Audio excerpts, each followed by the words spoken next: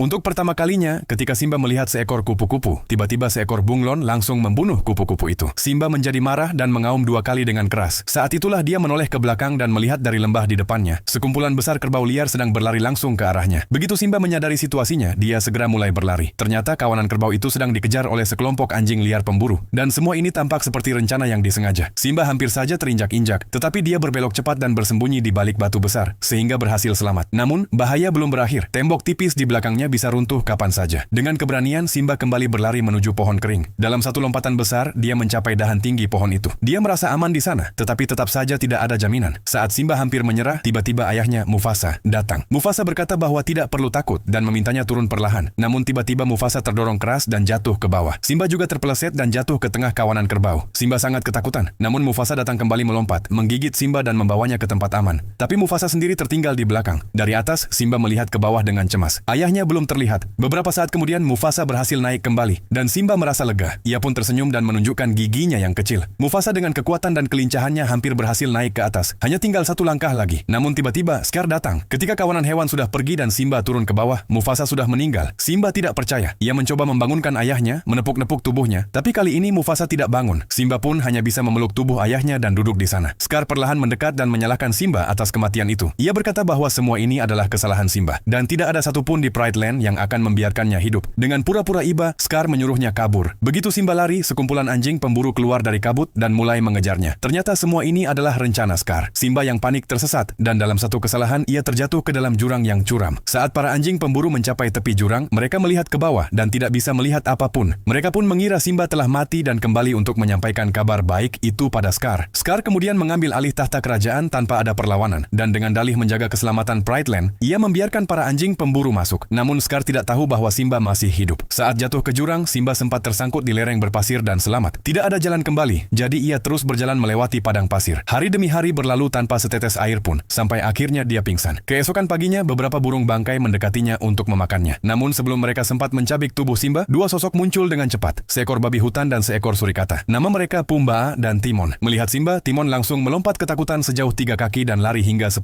km karena takut akan dimakan oleh singa. Namun saat Simba sadar, ia tidak bertindak seperti singa pada umumnya. Ia tidak menunjukkan kekerasan. Setelah Pumbaa dan Timon tahu cerita Simba, mereka berbagi filosofi hidup mereka. Hidup itu singkat, jadi santai saja. Perlahan-lahan Simba mulai terbawa oleh gaya hidup mereka. Ia mulai tinggal bersama mereka di hutan tenang tempat Pumbaa dan Timon tinggal. Simba mulai merasa lapar luar biasa. Lalu Pumbaa menghantam sebatang kayu mati dengan keras dan serangga-serangga mulai merayap keluar dari dalamnya.